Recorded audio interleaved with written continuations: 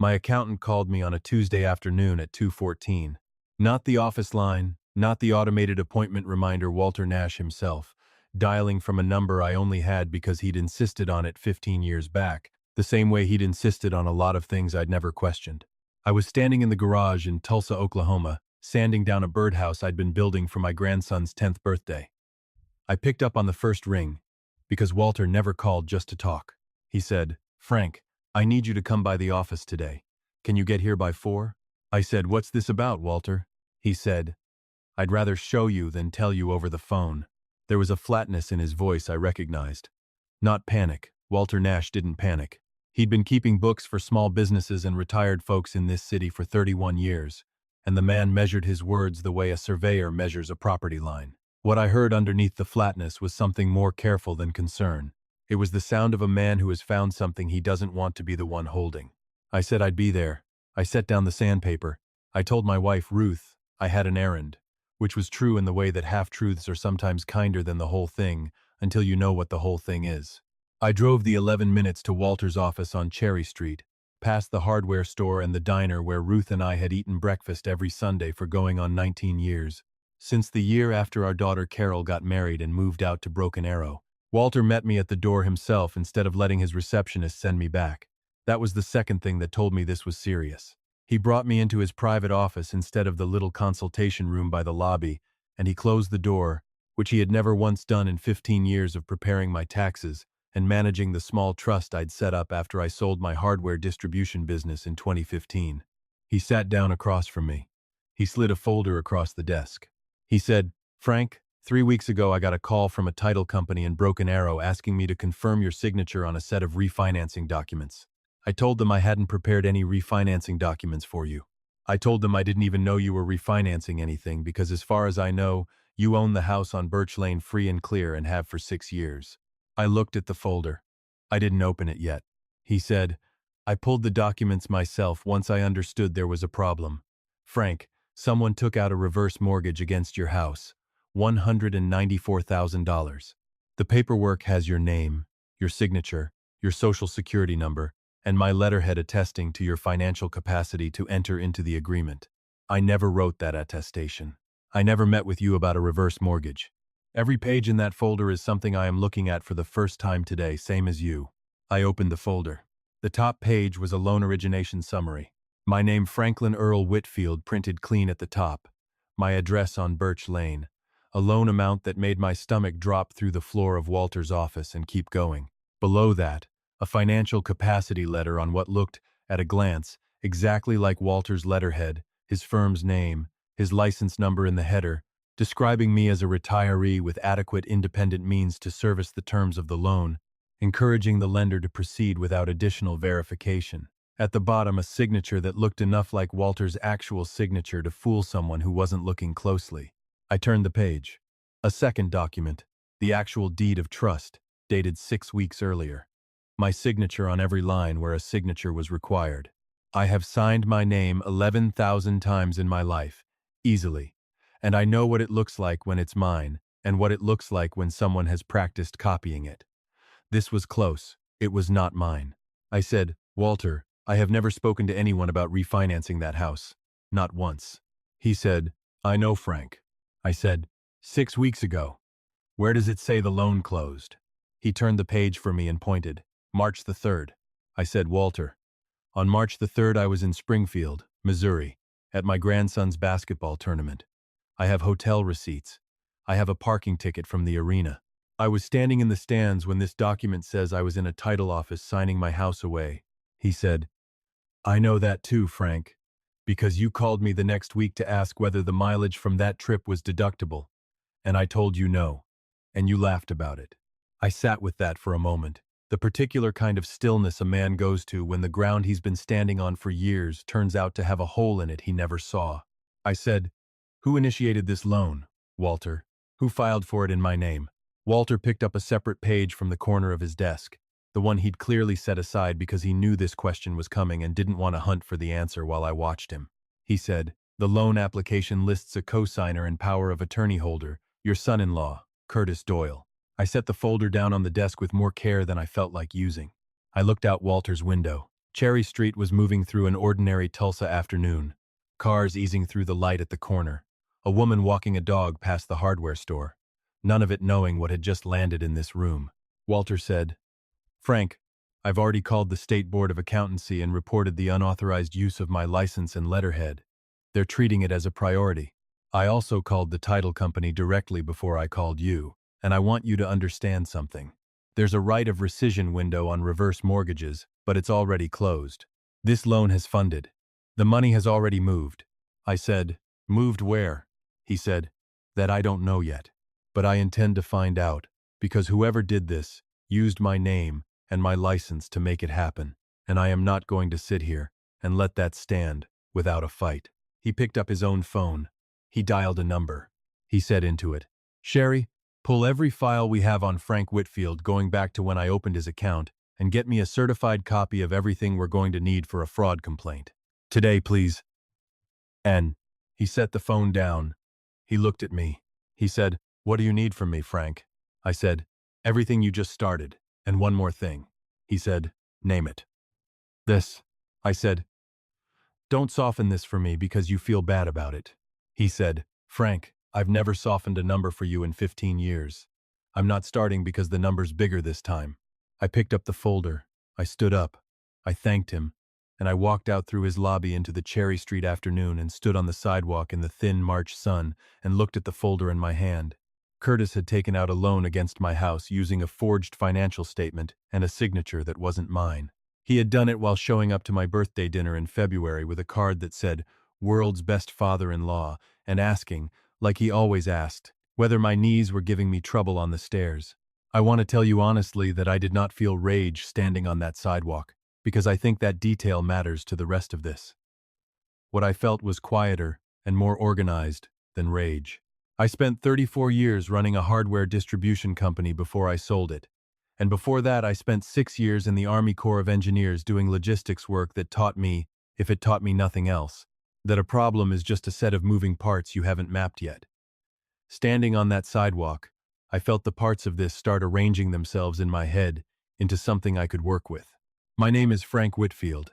I am 68 years old. I live on Birch Lane in Tulsa, Oklahoma, in the house my wife and I bought in 1994 and paid off free and clear 11 years ago. And the man who had forged his way into $194,000 of my equity had made one mistake he did not see coming. He had built his whole plan around the idea that a widower, because that's what he assumed I'd be within a year or two, the way he talked about my health, my knees, my age would be too foggy or too trusting to notice what was happening to his own house. What he had actually built his plan around was 34 years of a man who reconciled every invoice personally because he didn't trust anybody else's arithmetic, including his own, on a bad day. He had 2 weeks before he found out exactly what that meant. I spent 34 years building Whitfield hardware distribution from a single truck and a rented warehouse on the east side of Tulsa into a regional supplier with 14 employees and accounts in 4 states. I sold it in 2015 to a company out of Dallas, and I did not find retirement difficult, because a man who has spent his whole working life documenting every shipment, every invoice, every discrepancy down to the penny, does not simply stop doing that the day he stops getting paid for it. My wife, Ruth, used to say I kept receipts the way other men kept fishing lures, out of habit more than necessity, filed neatly in a box by year, just in case. Ruth was a school librarian for 26 years before she retired, and she had the kind of mind that could tell you, without looking, which shelf a book belonged on and why the boy in the 3rd row hadn't done his reading, usually before he knew it himself. She was also the person who noticed things about people long before I did. We had 2 children. Our son, Daniel, was 41, lived 2 hours away in Fayetteville, worked as a civil surveyor, called every Sunday evening whether there was news or not, and drove down without being asked whenever something in the house needed fixing that I couldn't manage anymore on my own knees.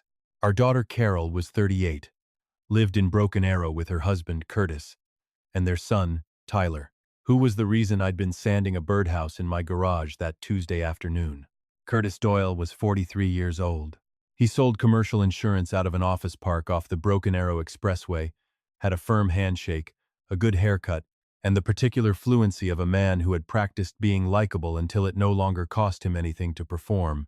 He remembered small details about people. He asked about my knees at every dinner, every holiday, with a consistency that had started, somewhere around 2021, to feel less like kindness and more like inventory. Ruth had said something to me once, driving home from a Thanksgiving dinner in 2019, that I've thought about more times since that Tuesday afternoon than I can count. She said, "Frank, that man is always keeping score." I told her I knew what she meant. She said she knew I did, and that was the end of it. Because in 19 years of marriage before that, Ruth rarely needed to finish a thought out loud for me to understand it. Ruth passed in the fall of 2022. Ovarian cancer, diagnosed in the spring, gone by October, in the bedroom we'd shared for 28 years with Carol and Daniel both there. I am not going to spend a lot of time on that morning because some things a man keeps for himself. What I will tell you is that the house on Birch Lane got quieter after she left it. And I've learned to manage that the way I managed a warehouse with a leaking roof, by understanding exactly where the damage was and reinforcing it before it spread. After Ruth died, Curtis's questions changed shape the way a strategy changes when a witness leaves the room. The comments about whether I'd looked into a reverse mortgage just to free up some cash flow in retirement started in early 2023. The suggestions that he could handle the paperwork side of things.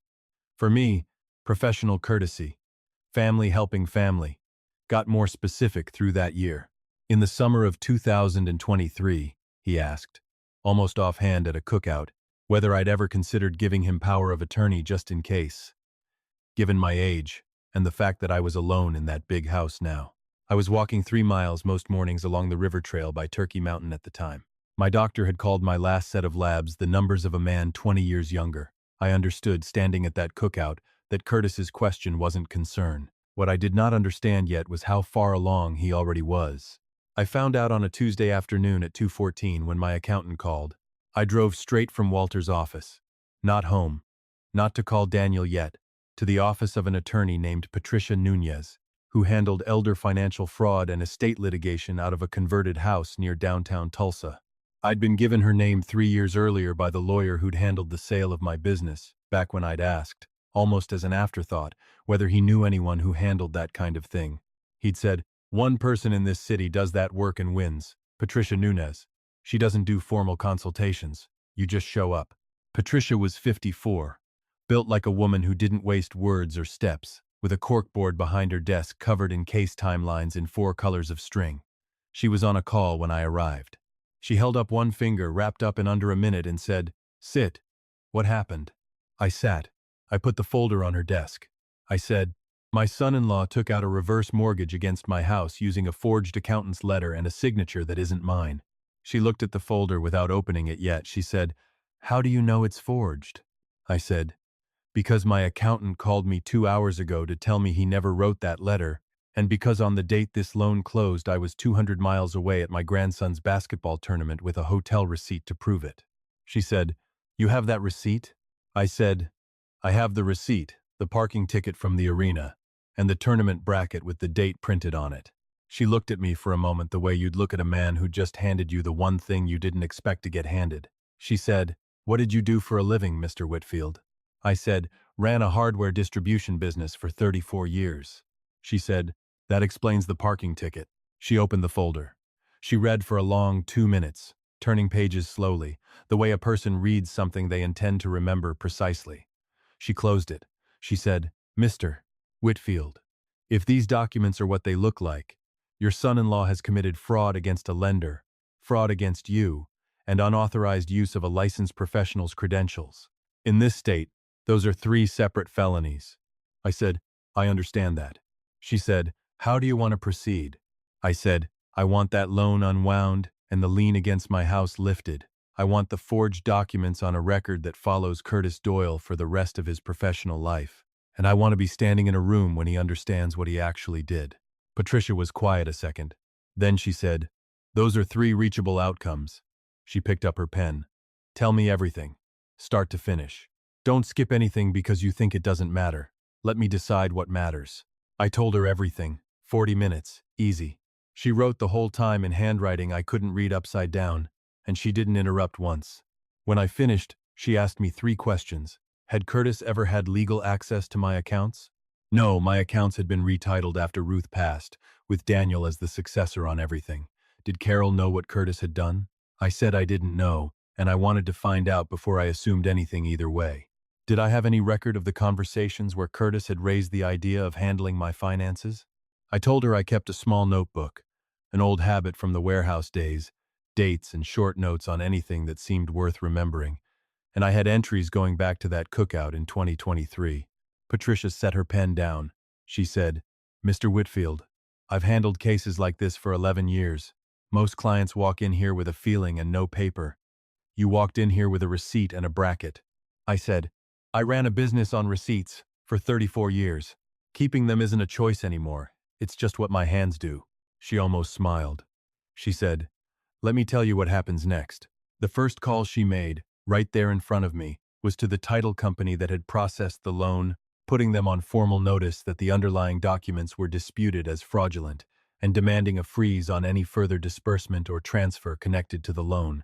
The second call was to a private investigator named Roy Castellano, who worked out of a small office near the old Route 66 stretch on the west side, a man in his 60s who wore reading glasses on a cord around his neck, and cared more about what was true than what anybody wanted to be true. He called Patricia back 4 days later with what he'd found. What Roy found wasn't a man who'd panicked and done something desperate. It was a man who'd built something over time. Curtis had spent close to a year and a half researching reverse mortgage requirements for elderly homeowners, had found a document preparation service 2 counties over that produced convincing template financial capacity letters, and had constructed a paper trail of 4 supposed meetings with Walter's firm that had never happened. He'd lifted Walter's actual signature from a letter Walter had sent Ruth's estate during probate, a letter that had passed through the house during that whole difficult stretch after she died. He had used my late wife's estate paperwork to steal the signature that let him rob me. I want you to sit with that the way I had to sit with it, because it took me longer than I expected to get past that one detail. Roy also found that Curtis had opened a business checking account 4 months earlier under an entity called Doyle Family Asset Management LLC, registered in Rogers County. No clients, no revenue. No activity except the single deposit still waiting to arrive from a loan he assumed would close without anyone ever checking. Patricia looked at that account for a long moment and said, "He built the place to put the money before he built the fraud to get it. He was that confident." I said, "He's known me 13 years. She said, "He saw what he wanted to see. A widower, alone, getting older. He read the outside of you and skipped the inside entirely." I said, "My wife told me he was always keeping score." Patricia said, "She was right. He just wasn't scoring the right things." I have to tell you about the call I made to Carol separately, because it's the part of this whole business that cost me the most, and the part I've turned over in my mind more than any other since.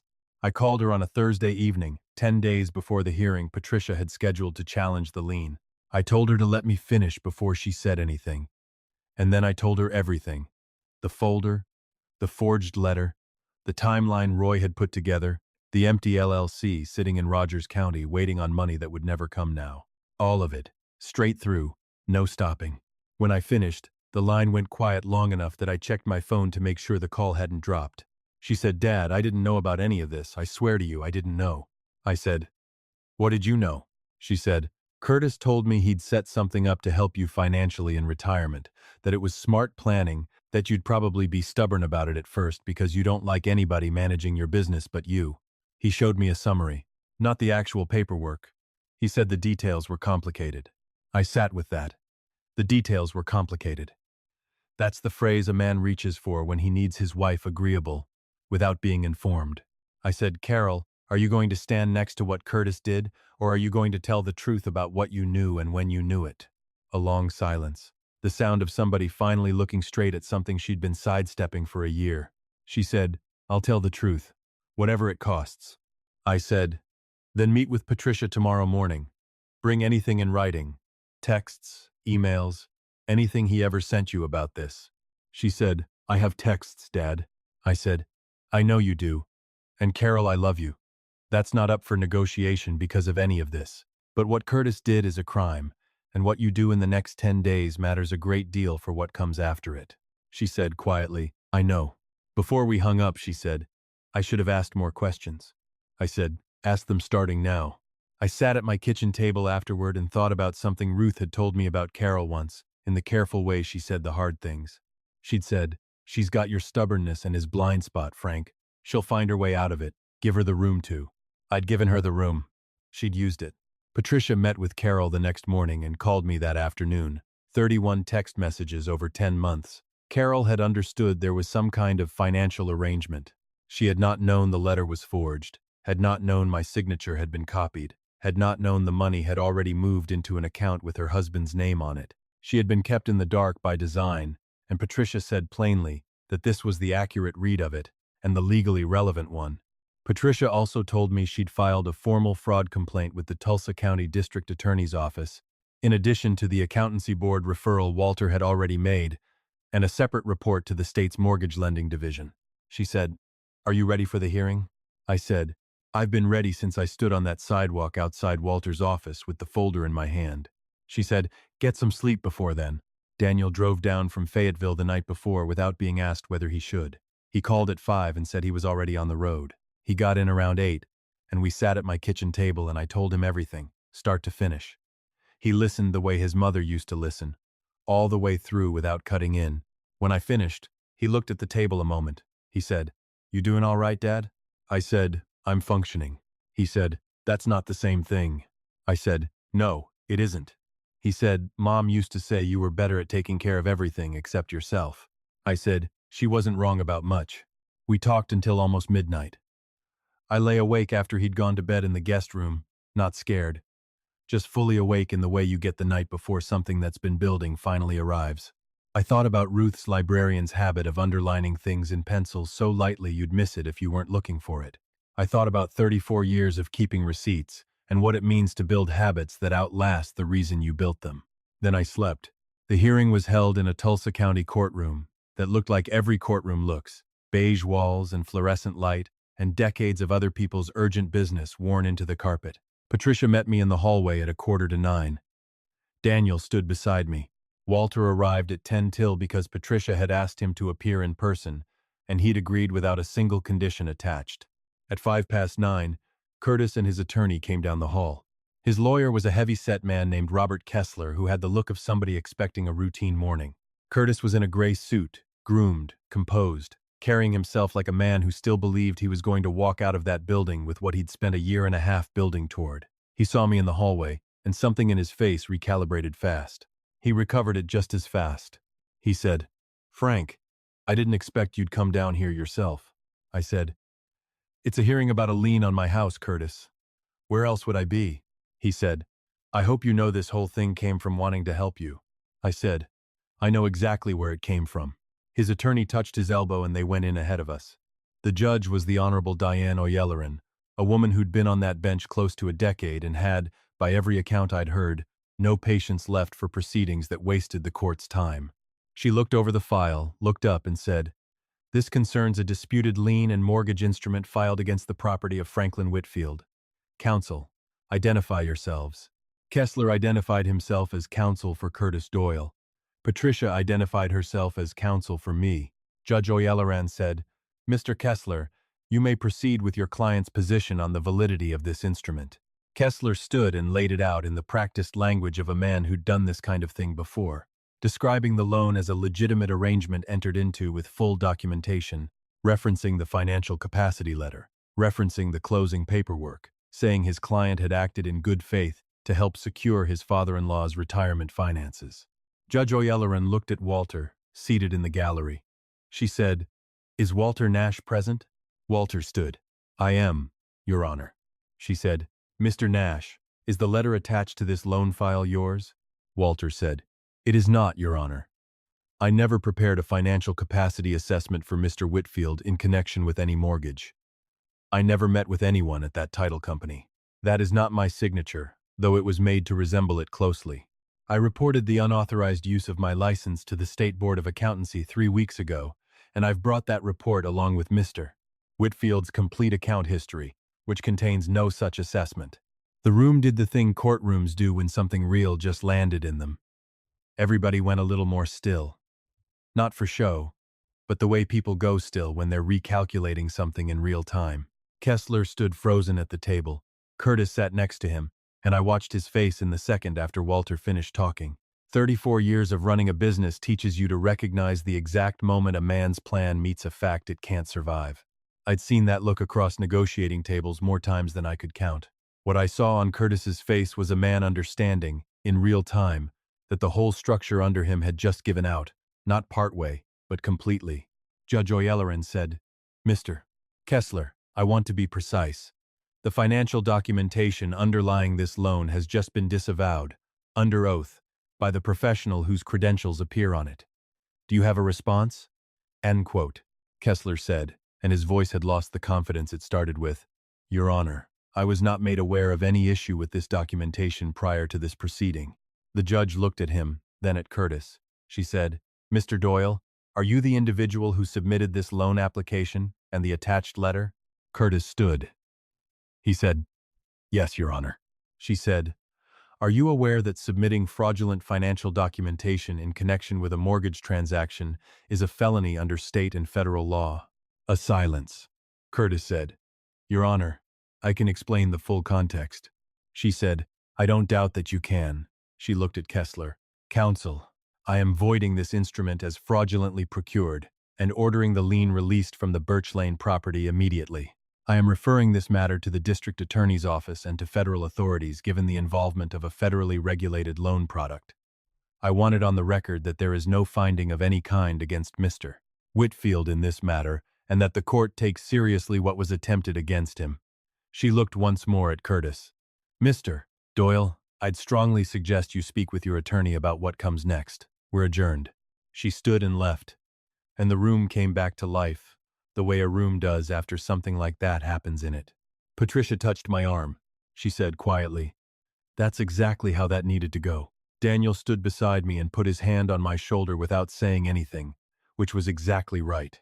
I looked across the room. Kessler was leaning toward Curtis, talking low and fast. Curtis sat very still, the suit and the haircut still in place, and meaning nothing now. He wasn't the man who'd walked in an hour before with a plan and a year and a half of careful preparation behind him. He looked up once, not really at me, just the involuntary way people look around when the world they thought they understood has rearranged itself without asking them. Our eyes met for a second. I didn't look away. I didn't say anything either. I just looked at him steady, the way a man looks at a number he calculated 2 weeks ago that came out exactly where he expected it to. Then I picked up my coat and walked out of that courtroom into the March morning with my son beside me and my attorney behind me, and the folder that had started the whole thing tucked under Patricia's arm as evidence in something that was only just beginning. The district attorney's office opened a formal investigation inside 2 weeks.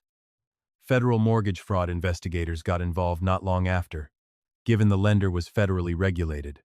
Curtis was charged that summer with mortgage fraud, forgery, and unauthorized use of professional credentials. He no longer sells insurance in the state of Oklahoma. His firm let him go the week the charges were filed. I didn't follow every detail of what came after, because I didn't need to. Carol filed for divorce that same summer. She brought her 31 text messages to Patricia's office and told the truth on every question anybody asked her. "She's my daughter. There's a difference between being deceived and choosing not to look too hard, and I chose to give her the benefit of that difference.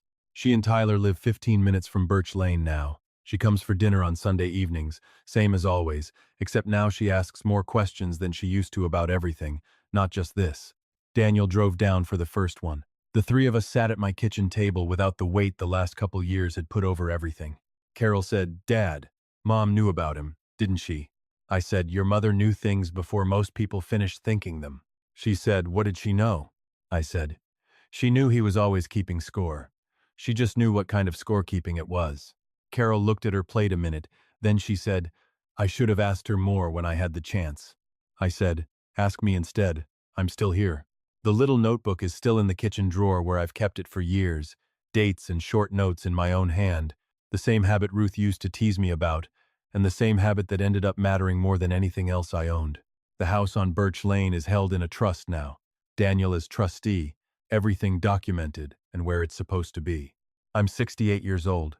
I walk the river trail most mornings, same as I did before any of this started. I keep a notebook. I keep receipts.